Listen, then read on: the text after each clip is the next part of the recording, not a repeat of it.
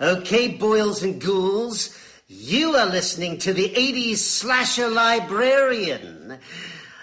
I better return that book I borrowed from them. Their late fees are a killer. Chapter 8. What the hell are you doing here? Free spun around to face Sky, who had entered her cabin without him being aware of her. Furious, she snarled at him. How dare you enter my private quarters? I knocked. The door was open. Get the hell out of here. Free turned toward the door, but stopped suddenly. Before I leave, I want to know what that is. He gestured at the spinning hologram. I don't have to tell you anything about my private business. You do if you want to stay working on this project. That looks suspiciously like the image Anya and Herbert brought up, but altered. It's almost soldier-like in design. Correct me if my guess is wrong, but I get the strong feeling that this might be an image very similar to the one Linda saw at the military complex. Sky brushed past him and snapped off the computer. The image in the air vanished. She crossed her arms over her chest and stared at him with a face that hid all emotion. You want to work all day, all night? You don't want to really tell us how you got Castillo's notes? You're secretive about everything. Why are you really here? Free demanded. Like you, I'm here to work on the project. Sky looked for a moment as if she would explode. She was so furious. And what's the other reason? Her lips clamped shut. That's Castillo's creation, isn't it? He said, making an instant connection. Don't deny it. I'm not denying it. How did you get it? She exhaled as if it had been a while since she'd taken a breath. Her body slumped slightly, and she walked over and sat on the bed, looking down at her hands. Free went and sat beside her. His tone softened, and he knew he should probably be tough, but he just couldn't be anymore. Tell me. I promise I won't kick you out of the project. Unless you're out to sabotage it, that is. She looked at him, her eyes flashing in anger, but soon they softened to match his, because she could tell he wasn't out to get her. Maybe telling him would relieve her anxiety about all of this. Maybe it was a bad idea. Maybe she didn't know anymore what she was doing. Look, it's not what you think, Free. She reached under her bed and brought out a rectangular metal box, which she placed on her lap. When she opened it, Free saw a stack of memory cubes within. She took one out and pressed a button that opened a holographic image. It was Dr. Castillo. Free watched it all as the hollow image of an exceptionally tall, lean, and intense man with half a face discussed the intricacies of how to splice DNA and meld cerebral cortex waves with bitmaps to create an entirely new life form. Dr. Castillo was talking to the recording device as if to a colleague, as if this information was precious and to be imparted only upon his death. The hologram went on for 45 minutes. Free watched, spellbound. Sky wondered what he was thinking, of the information and of her. Finally, it was over. She clicked the cube off and said, I have another 31 of these. Free looked at her. This is his work, isn't it? Yes. The work that went on here 20 years ago. He stared at her as if seeing her for the first time. How did you get these? I told you. He left them with my mother. But you said they were destroyed. No, I said there was an attempt to destroy them. You all just assumed that meant that they were destroyed. My mother kept them for several years after his death and intended to destroy them. But I found them and rescued them. I knew this information was important and should be preserved. It's science, pure science at its best. You've seen all the cubes? Many times. And what do you think? I think he was right. I think he was on the right track. But I think his motives were twisted. He worked for the military, and from what I can ascertain, he was trying to create a kind of super soldier. I don't believe in that sort of thing. Free nodded. At least her values were good. But why are you trying to hide this information? I don't get it. If it's good, why keep it to yourself? Because at the end of his life, Castillo was vilified. He was probably crazy, mad with power. I think to make this public would have been impossible then, and now. The powerful people that deleted almost every scrap of information about him would confiscate this material, and at worst it would be destroyed. At the very least, it'll be lost to humanity forever. Worst case scenario, these cubes could fall into the wrong hands. But why? He tried a technique that worked to some extent, or it wouldn't be controversial. A process can have more than one application. Whatever his intentions, that's not ours. Skye felt the old familiar pain in her throat, as if she couldn't or shouldn't speak about this, as if it were a secret that should carry with her to her grave. She must have shaken her head imperceptibly. Suddenly, she felt Free's arm around her shoulder. Without understanding how she got there, she found her head resting against that strong shoulder, an act so simple, and one she never thought she would engage in. Her nostrils picked up the scent of him, her cheek the heat from his body. She felt lulled into a warm and comforting place, one where she could open up like a flower to the sun. They stayed silent for a few moments, Free stroking her upper arm with his thumb. This thing that Linda said she saw, it's Castillo's creature, isn't it? Imprisoned at the military complex? Free asked. His creature was destroyed. Then what is it? I don't know for sure. I want to go have a look. We'll go together, once the prisoners are taken off the moon. Skye's head jerked up. No, I can't wait for that. What if it's taken with him? I have to go see it, to know for myself if this is something he made. Free looked at her. She was taking this personally, way too personally for someone who's supposed to be interested in the science of it all. How well did your mother know Castillo? He asked. She shifted away from him slightly. As well as anyone could, I guess. Suddenly it all clicked into place. Her fascination with Castillo's experiment, the doctor leaving the material to her mother. Is he? Yes, yes, yes. He was my father. I don't know what to say, he told her. Now her shoulders fully slumped and her voice cracked, as if she were about to cry. He married my mother for some reason. Maybe because she was pregnant. I don't know. I'm not even sure he liked women or men. I think he was just an egomaniac from all the cubes I've watched. I know he saw me and my sisters when we were babies. After all, he created us, didn't he? But he just saw us 3 times. I was too young to remember, of course. I rarely heard about him from Mom, and I don't think she saw him. Just got the odd note or just heard things about him on the news. And then suddenly, about a week before he died, this box of cubes arrived with a note that should be passed on to the 3 of us girls. My mother kept them for a while. I don't know if she opened them or not. She seemed ambivalent about them, so I didn't think she opened them. I got the feeling she felt that whatever they contained, it wasn't something that should necessarily be passed on.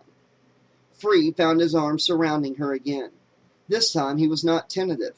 He pulled her close. She curled in under the crook of his arm, against his chest, sobbing softly. He couldn't imagine it. His own life had been a piece of candy compared to hers. But at least she knew who her dad was. Having a father who conducted experiments for the military was a bit bizarre, but not mysterious. How did he die? Free wanted to know. Skye wiped tears from the corners of one eye. She felt completely drained. Revealing all that had been stored inside of her for so long had left her empty, and yet she knew there was more to tell. He was murdered 20 years ago, this month. His work focused on trying to reconstitute a being called Jason, a serial killer that had died or was thought to be dead.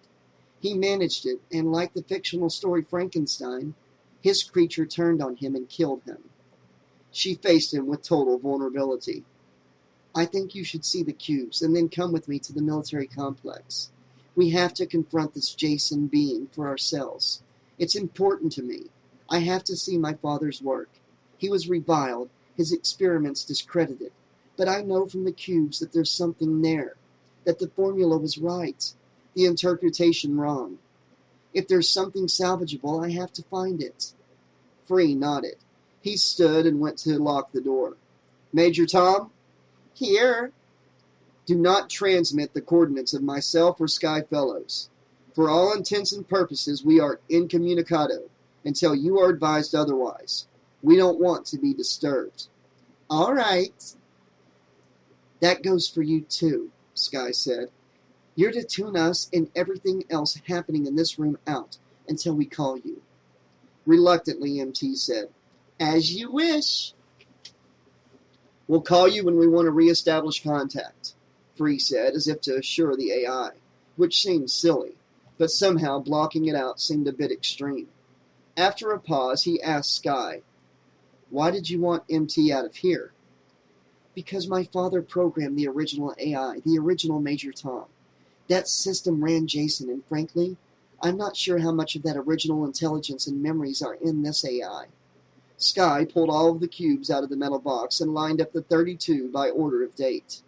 While she worked, Free said, You didn't take your father's name? My mother didn't want that, and I'm just as glad. I would have had a much harder time of it with the name Castillo. Once she'd set up the cube, she clicked on the last one. Why start at the end? Because I want you to see what the end result was. We can work our way back to the beginning. How it all began is overshadowed by what you'll see first. But in a way, it's a reverse build-up. Trust me. They crawled up to the head of the bed and set arms around one another, watching an extremely egotistical Dr. Castillo, who had emerged in the middle of the room. Behind him was a laboratory setting. He began maniacally telling them that the replica was at large, and that when his biological offspring, as he called Sky and her sisters, came upon these cubes, they should find the replica and preserve it for the future. It was, he said, my greatest work, and my work is sacred. That cube consisted of almost an hour of his rantings. The next one they watched showed what must have been the interior of the military complex, an enormous space, large enough to hold a spaceship. Massive destruction was taking place around him. As they watched, everything Castillo said was lost by the images behind him. A giant being made of metal and flesh, heads taller than anyone in the space, stumbled through the lab. Clutched in his hand, they saw a long knife, and here and there, as light glinted off the edge, Free realized just how sharp it must be. People ran for their lives, screaming, knocking over equipment, tables, jars, and glass breaking. Computers sputtering as they flew through the air and crashed into walls in the wake of this animated being, tearing through the room like a human storm. One small woman fell flat on her back. The monster Jason jumped onto her body with both feet, the tip of his massive blade stabbing her in the middle of the forehead. Blood spurted out from her head, flying in every direction. He stepped along his victim and snatched at a white-coated lab worker, grabbing him by the back of the neck. The blade lifted high and came down across the middle of the body, severing the man at the waist. His screams almost drowned out Castillo. There seemed to be hundreds of people in the background, some clearly scientists or technicians, others military personnel, and Free and Sky watched as Jason took on all of them. They seemed to be in a sealed room with no means of escape. The breaking equipment, the bodies and body parts littering the floor, it was all so surreal. And all the while, Castillo looked completely calm, as if this were normal. He talked about how he had to end the life of his creation, but not yet. Do you think he did? Free asked. Probably not. If what Linda saw was Jason, and look at the guy, he doesn't look as if he could be killed. But your father created him, or at least reanimated him. Surely he knew the weaknesses and could pull the plug if he wanted to. Yes, but did he? He was killed, and I'm pretty sure Jason was his murderer. That means Jason might still be alive. Sky and Free proceeded to watch cube after cube. Most were 5 or 10 minutes, but a few were longer. As they climbed back in time, the cubes got shorter and the information more precise, as if Castillo was preparing to use the information for an academic paper. Each cube seemed to be a section of a larger work, like a chapter of a long essay. They watched the cubes continuously through the night and into the next day, stopping only to eat some of the supplies that Sky had hoarded in her cabin, and to nap. While napping, Sky had a dream. Jason, and she knows it is him, stands before her. He speaks with the voice of her father. You must bring me to life. Sky, I am depending on you. The universe is depending on you. He sounded a lot like his AI Major Tom. He continued, what exists must be destroyed in order that a rebuilding can take place, and great minds like yours can rule at last. As Jason speaks with her father's voice, his lips do not move. Nothing moves but his eyes, which glance to the left and to the right, back and forth, like a predator searching for prey. Suddenly, he seems to notice her for the first time. He's going to kill me, Sky realizes. She turns and runs. Suddenly, she is running down a corridor. No! She cries out. This is wrong. It will not lead to a good place. But she cannot stop herself. The corridor narrows. The fissure in the floor appears before her, and glancing behind her, she sees it coming toward her from the rear as well. Don't worry, a familiar voice says. I'm not going to leave you alone. She sees Free before her, offering her his hand, and she runs toward him as fast as her exhausted legs can move her. Then suddenly between them is Jason, enormous, muscles of steel, eyes of death, feet planted in the darkness, machete. How does she know what this is called? Raised above his furious face. Behind him, she hears Free say again, Don't worry, I'm here. But Free is no longer there, just Jason, and it is Free's voice that is talking through Jason's sealed lips. She begins to fall, knowing she has fallen here before, the sharpness of the blade sliding without her knowing, her eyes watching as she falls past her decapitated body, her blood, her life shooting into the air like a fountain of death, and she screams, No! Wake up, Free said, shaking her harder. You've been dreaming. Wake up! Her eyes were tear-filled, haunted. He's going to kill us both, she said. That thing will destroy us before we've even lived. Free pulled back, and his face filled with anger. He shook his head and gave her a little shake, too. Nope, not if I can help it. Suddenly he pulled her to him and held her as close as he could, and Sky pulled in closer, entwining her legs around him, her arms, touching him as if flesh starved. His lips found hers and her mouth was hungry. Free had never touched anyone like this before. His hands on her skin, lifting up clothing, touching flesh, all of it inspired him to a passion he did not realize he possessed. The dynamic tension soaring through him felt delicious and charged him with a directed energy. Sky was more knowledgeable than him, but that was to be expected. She took the lead, telling him without words, showing him in the darkness her most sensitive parts, and guiding him in how to worship them. When they finally made love, Free felt his body focusing in, everything reduced to an intensity that allowed him to understand that his entire body was one piece of flesh, and that Sky, too, was the opposite of him, an opposite that called to him for a connection so natural, a small cry escaped his lips at the beauty and intensity and familiarity of what seemed so right, so perfect. Afterwards, they lay in sweaty silence, breathing alone and together, touching, kissing, looking into one another's eyes as if searching for a reflection. There are just 2 more cubes, Sky finally said. Do you want to see them? It's the beginning. Sure, let's do it.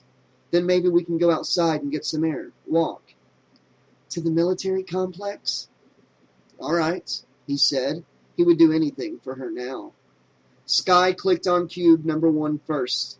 In it, Castillo looked much younger. While he still possessed a fanatical quality, he seemed far less crazy than he did in the last cube. Sky had said that about 2 years had transpired between the first and the last tape. Castillo had aged considerably over that time, his hair going almost white, and his lean face turning haggard. But in this first cube, he looked like the quintessential scientist with a brilliant idea and the means to actualize it. Even his artificial eye looked less threatening. Castillo discussed his project, work plan resources, and his time frame, all in a dispassionate and logical manner. The cube lasted all of 10 minutes. Generally, the earlier cubes were shorter. Toward the end, the cubes had gone on, as if he needed to talk to someone, anyone. But Castillo had become almost deranged and made little sense by the end. For him, facing the reality of what he had done must have been a very grim business. When the cube finished, Sky picked up the only cube left and turned to Free. This is the second cube. In it, he discusses the beginning he wants to recreate. Her brow creased and she looked worried. She hesitated, clicking it on. What's wrong? Free asked, stroking her neck and pulling her long and lush dark hair behind her shoulder. I just hope. She stopped and looked away. Free didn't know what she was worried about. Maybe he should reassure her. Whatever Castillo did or didn't do, it had nothing to do with Sky.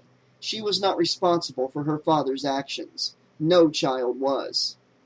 But before he could voice this, Sky said, "Okay, here we go," and she opened the cube. Castillo emerged in the air, standing before a map of space. He held a pointer as if he were about to lecture a university class. Presumably, he had done just that at one time, and had written papers that must have been published. Free still could not get over the fact that almost every scrap of information about this mad doctor and his work had been destroyed. It made no sense. The marvelous Jason came to us via a circuitous route, he began happily, as only a giddy scientist could be. I must take you back in time. Not far back, only a few years. Earth, too, has, in the past, funded space stations, laboratories actually, dotting the reachable universe, positioned near planets that for one reason or another were deemed important in terms of research. One station in particular, G7. That's the station my mother was assigned to, Free blurted out, sitting up abruptly and taking a fresh interest in this cube. It was assigned to orbit planet number 666. Castillo used the pointer to indicate approximately where in the solar system that planet lay. From the research received, which involved plant cloning, it seems planet 666, the planet of the beast, was unable to sustain human life. It did, however, possess one important discovery, Jason, who previously had been propelled into space, ultimately ended up on this planet. From the station's logs, which I somehow managed to get my hands on, I learned that Jason's body had been retrieved by the ship Black Star 13, brought aboard, and that ship and her crew destroyed. Apparently, the derelict ship and another attempting to rescue it were forced into 666's gravitational pull. Both vessels then crashed onto the planet's surface. No one survived. No one but Jason Voorhees. The look on Castillo's face was priceless. Free thought of the stereotypical mad geniuses in old cinema images. He almost laughed. This is pretty amazing stuff, Free said. I know my mother was on that station. She mentioned it. I can't believe I'm hearing the history. Castillo proceeded to talk about how Dr. Claude Bardot, a brilliant geneticist and cloning expert on G7 and an esteemed colleague, managed to not only retrieve the remains of Jason, but to reanimate him, using the nanotechnology previously implanted into his body. As Free listened, his emotions vacillated between elation and nervousness, the source of which he could not identify. When Castillo explained how everyone on G7 had died, his body involuntarily twitched. Or so it was thought, Castillo said. Apparently there was one survivor, a woman named London Jefferson. That's my mother! Free yelled, jumping to his feet. He stared at Sky, whose eyes stayed on the holographic. She placed her hand on his back as if to comfort him. Wait, he said. Play that last bit back. Named London Jefferson, who managed to escape in a damaged shuttle. Records exist of her transmissions, which were received on Earth too. Apparently, she could not receive transmissions, only send them. Ultimately, the out-of-control shuttle entered an asteroid field, where it was pulverized. Pause it. Sky stopped the cube, and Castillo stood frozen before them, mouth open, pointer raised. That can't be. My mother survived that asteroid field. I know she did. I'm here, aren't I? She said she had a one-man pod on board, an antique someone on G7 had owned, and maneuvered her way through the space boulders. The pod was light, and at some point she was sucked into a space vacuum, but managed to do something to fling her pod out again. Sky looked as if she wanted to say something, but wasn't sure what, or maybe she was worried about how to say it. Free didn't know, but he felt even more troubled. "Why don't we watch the rest?" she said in a voice struggling for calm. "It's almost over." "Yeah, sure." Free felt completely unnerved now. He sat on the bed, his body rigid as if preparing for a blow of some kind. Sky restarted the cube and Castillo said, "Records show that the pod was sucked into a vortex of some sort.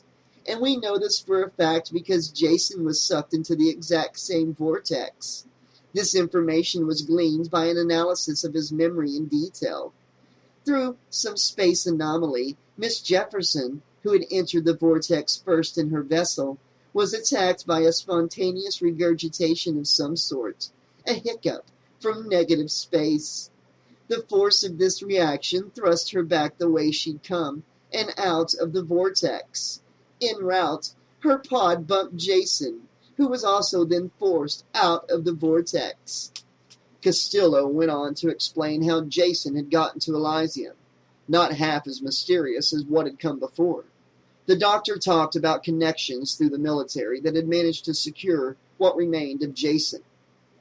"The biological elements were crucial to my experiment," he said.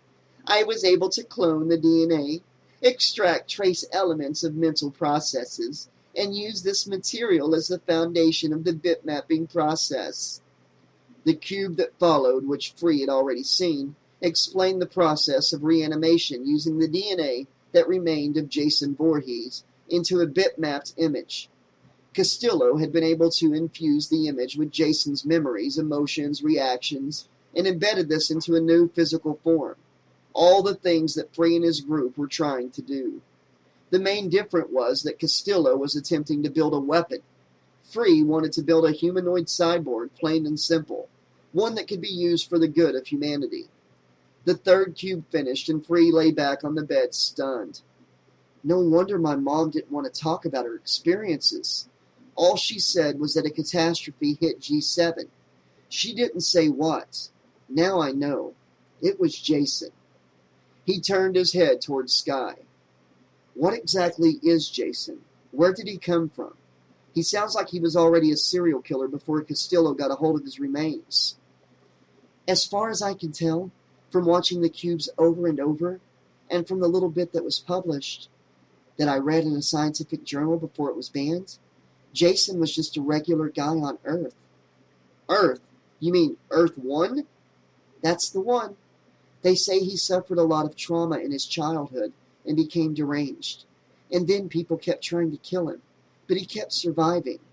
I think he must have been the subject of a lot of experimentation, because by the time he reached G7, he was several hundred years old and partly bionic, with self-preparing nanoants inside him that wouldn't let him die. And now he's part virtual, too." "What do you mean, now? Is that Jason at the military complex?" "I don't know for sure, but I think so. You saw the last few cubes first. This is why I wanted to see the end before the beginning. I didn't want you to lose it. Or that's one of the reasons." "Holy shit," Free said. "Castillo's project might still exist? It's hard to believe." "There's more," Sky said.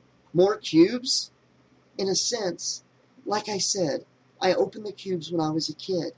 After I saw them, which my mother didn't know about because she would have never let me open those cubes, she stored them in this metal box for a long while. I didn't even know where they were. Then one day I overheard her telling her sister, my aunt, that she was going to destroy them. I panicked. I watched her closely until I saw where she hid the box. She removed it from under the floorboards in the attic, where she'd hidden it, and then stored it in her bedside table, preparing to get rid of it. That night, I snuck into her room while she slept and replaced the cubes with blank ones. The very next day, I saw her carry the box out and knew she was going to an incinerator to dispose of it. When she came home, she had the metal box, but it was empty. I asked her point blank if that's what she had done. She was a bit upset that I knew about them, but acknowledged that she'd taken the cubes to the incinerator. I asked her if I could have the box, since it belonged to my father, and I guess she felt guilty and let me keep it, thinking there was no harm to that. Okay, so the cubes you removed and hid were the original cubes. No, not all of them. When I first found the cubes as a child and watched them, I remember there were 33. Like I said, my father did everything in triplicate. 3 sisters, 33 cubes. When I stole them before they were to be destroyed, there were only 32. There were 33 cubes, but when you rescued them, there were only 32. Maybe one of your sisters took it. No, they didn't know about the cubes, and I didn't share the information. And I had a good hiding place, so they wouldn't have found them. Do you think you accidentally left one in the box? That could have happened. I was in a real hurry, working in the dark to grab the cubes while my mom slept, shoving them in my sweater pockets and replacing them with blank ones. Maybe I missed one. Free had a hard time thinking that the woman in front of him, who was so precise and complete in her actions, could have been careless at one time in her life. As if reading his mind, Sky said, "But I don't think so. I've thought about it a lot, and I believe now that my mother had watched the cubes and that she destroyed one of them a long time before. I think she found that what was on that one cube was so much more horrific to her than what was on the other cubes that she had to get rid of it immediately." Do you remember that cube? What was in there? I do. Sky turned her face to his, her eyes like blue moons. She rubbed his back gently, and he wasn't sure if she was trying to comfort him or herself. Inexplicably, a feeling of dread washed over him as he asked, "What was in that cube?" Sky sighed heavily. Her eyes blinked rapidly as if she were standing in a harsh glare. She eventually lowered her head, and he wondered if he would have to pry the information out of her. It was the 3rd cube in the series.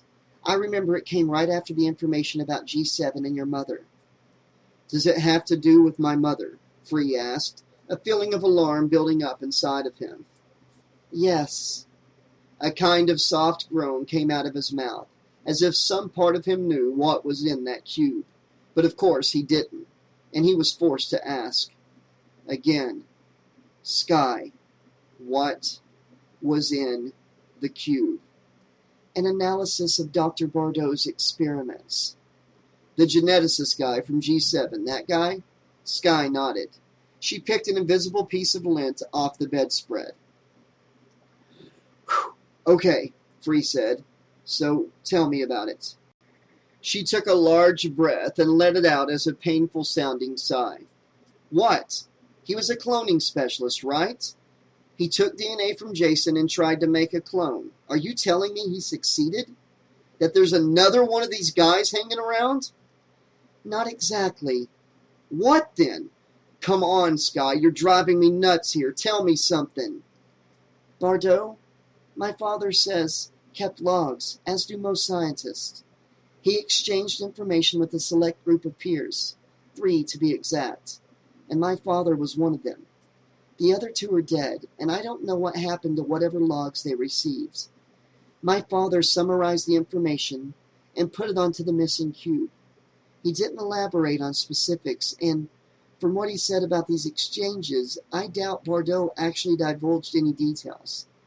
These guys were pretty competitive, and they kept their cards close to their chests, so to speak. Sky paused before continuing. The cube was short, I remember. I wish now that I'd paid more attention to it, because I only saw it the once, and I was a kid, so I'm trying to remember it in order of presentation. Don't worry about that. Sky, just tell me what you do remember. Sky stared at him again with those big eyes that made him want to melt, but now they were so full of fear he could hardly look at her. Bardot wasn't trying to clone Jason, at least not right away. That was his ultimate goal, but he planned on breeding the killer and using the offspring as a kind of livestock, interbreeding them until he had the perfect female that contained the traits he wanted. Then he was going to breed her with Jason. Wow, is that ever sick? There's more. He managed to revive the original Jason, which he called Jason X, and Uber Jason, so he could extract DNA from living tissue. He used a controversial technology to implant the living DNA into the ova of one of the crew members. She paused. I don't know for sure, because my father didn't say, and I didn't really think about checking the records of the female crew for G7. Just a cursory exam. I know that there were only 6 women, and one of them was impregnated. What? Free screamed, leaping to his feet again. That can't be my mother. Nope, that's not my mother. I didn't say it was. I don't know. Free paced the room in a panic. Every cell in his body vibrated. My mother never said who my father was. She mentioned a guy on the station that she had had an affair with, but said it wasn't him. She never said anything else, just that it was better not to know, and that it didn't matter who he was, that she loved me, and I was nothing like him. I was special, decent, and nothing like him. He looked at Sky. I guess all mothers say that, though, don't they? Look, we can try to do some research. We know that everyone on G7 died except your mother. There were 5 other women. Let's see what information we can find on G7. Maybe we can eliminate your mother. I'm sure there were up-to-the-minute medical records, and she might not have been the only pregnant woman. Sky stood and started to dress.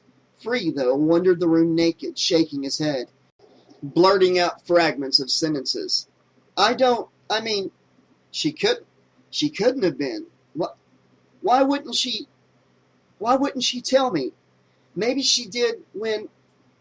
Sky stepped into a bright red miniskirt and slipped on a pair of sandals. As she reached in the closet for a tan t-shirt, she said, Come on, there's no use wondering and worrying. She tossed his t-shirt at him, which he caught and just held in his hands. We'll check the main computer, which should have access to the personnel databases from Earth 2. We should be able to hack into secret military files pretty easily with what we know. We don't have a password to access that information, Sky. You don't. I do. How? Don't ask, okay? I've spent my life skirting a system that would identify me as my father's daughter. I've had to become tricky. Now get dressed. Free began to dress by rote. His mind was a jumble of worries, fears, half-remembered discussions with his mother. A bit of a conversation he'd overheard when he was about 10 years old, between his mother and Jackson Mansfield. He doesn't have to know, she had said. London, it's your call. You're his mother. But knowing Free as I do, I think he would handle it well. You're underestimating him, Jackson had said. Maybe, his mother said, but I'm not sure anyone could handle it.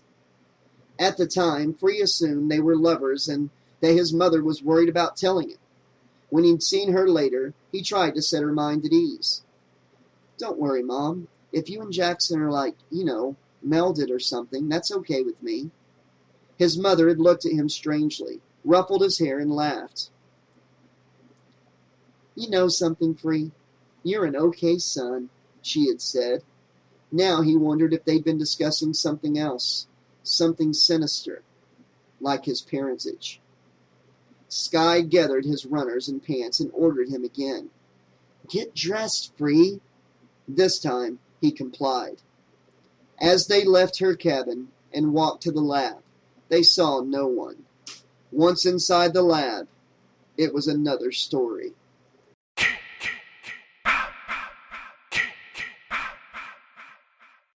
Okay, this has been Chapter 8 of Jason X to the Third Power.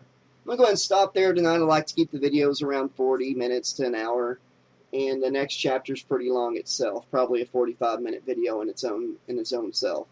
But we're about at the halfway point of the book. We got some Jason kills in this chapter. Even though it was from a video from the past, we still got it. And yeah, there's the big reveal. Something we already suspected, right? So if you have not listened to Jason X, The Experiment, or Jason X, Planet of the Beast, I would recommend going back and listening to those books now before going any further in this book. Because a lot of the stuff happening right now came from those books. And some of the stuff happening in this book comes from Jason X Death Moon. But I'm going to do that one a little later on, which it was the 4th book in the series. This is the 5th. But I'm going to do Death Moon as kind of a prequel to this final book. I think it'll be fun to do it that way, instead of doing them all in order. Because Part 4 is got a lot of randomness to it. The Death Moon book, the author is a bit extreme with his writing style. And it's got a lot of bad reviews because of the way he wrote it. But I am going to narrate it on the channel so the story is complete. But I don't think it's going to hurt much because a lot of the story is coming from Planet of the Beast, which was the 3rd book. There is some stuff that comes from Death Moon that's been stated in this book. But none of it's too big. A lot of it I think will be fun to listen to later after this book and look at it as kind of a prequel to this book instead of this being a sequel to it. So yeah, I enjoyed tonight's chapter. I hope you guys did too. We now know that Free is the baby from the end of Planet of the Beast, when his mother escaped G7 and she found out she was pregnant. London Jefferson, who was impregnated by the DNA of Jason X, is the mother of Free. So that's going to be really, really interesting going forward, especially at one point in the book coming up soon. You know at some point Jason and Free are going to come face to face. Will Jason know that this is his son, basically, you know? Is there going to be some type of twist, another twist on this later? Is Free going to go crazy and start killing people? Is Jason going to not kill Free because Free is his son? You know? And, yeah, so I'm really interested to see what happens. And what about this Dr. Castillo? Apparently he's from Death Moon and did some stuff trying to clone Jason. He likes to do things in threes. And this book is called To the Third Power. Does that mean there's going to be 3 Jasons running around before this book is over? I don't know. We're just going to have to wait and see. Till then, this has been your friendly neighborhood 80s slasher librarian saying thanks for listening, and I'll see you next time. Good night, folks.